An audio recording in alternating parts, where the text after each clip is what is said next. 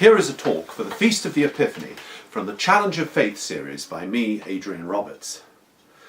I find the kind of religion which takes place in the privacy of your own room, when you're meditating or reading spiritual books, communing with God or whatever, one of the most profoundly attractive ways of being religious.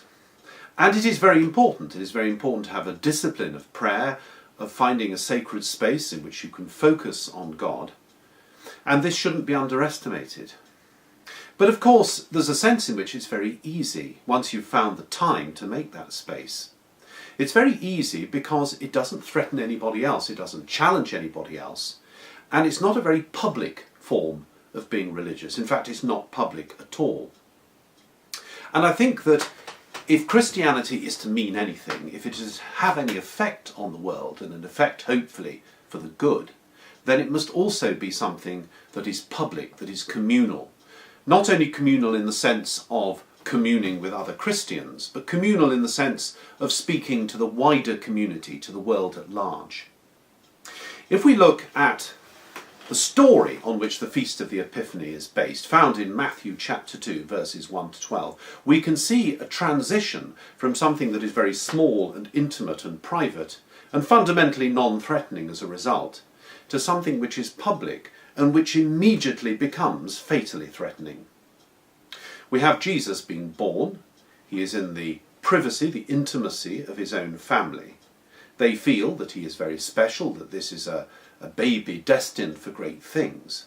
But for the time being, that's going to have no impact on the wider world.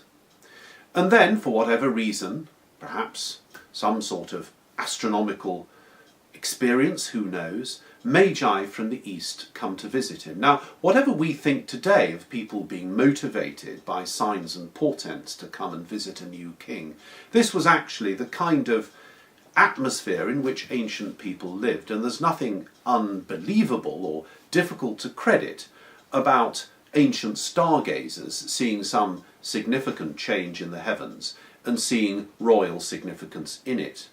Whether it was the conjunction of two royal planets, or whether it was a supernova or some other astronomical phenomenon, doesn't really matter, but clearly something motivated these people, who were both seen as wise stargazers and also people of political influence in eastern kingdoms, to come to visit Israel, where they believed a new king had been born.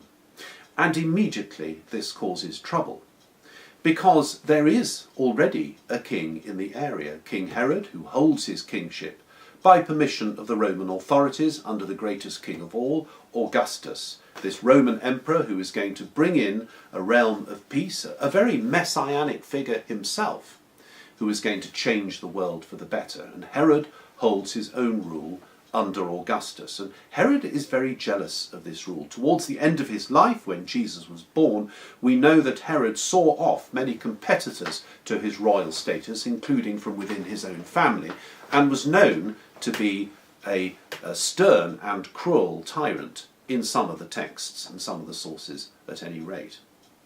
The Magi come to Herod and ask him where the new king is to be born. And Herod wants to know, because Herod, even though he says he wants to go and worship this new king, wants to do nothing of the kind. In fact, he wants to kill him. The Magi come and bring their gifts and proclaim Jesus and visit him, and he's a king of a very unusual kind. He's in no royal palace, he has no retinue, he has no obvious authority. And yet, this is going to be a king who will overturn the world in all sorts of challenging ways. And so if we are to be Christians following this King Jesus, we cannot only, it seems to me, practice our faith in the privacy of our own bedrooms and our sacred spaces where we can commune with God and meditate and feel a sense of spiritual uplift. We must go out and proclaim our faith, witness to it, and of course many Christians do. And what results from this? Well, at this present time, there's a particular spate of persecution of Christians who are being attacked for their faith, especially in the Middle East. And this is something simply because they're expressing their faith in a public and communal way. They are Christians in the marketplace, not just trying to worship in the privacy of their own bedrooms, but actually speaking out for their faith and trying to worship in public and show a Christian witness. And so, if we are to be authentic Christians, it seems to me that we must take the risk to be public about our faith, to proclaim our faith in public, and to live it in public as well, and to take what hostility comes. But herein lies a terrible risk. Because if you are going to be a very public Christian, you are already in the West today, and in parts of the East, viewed with some suspicion.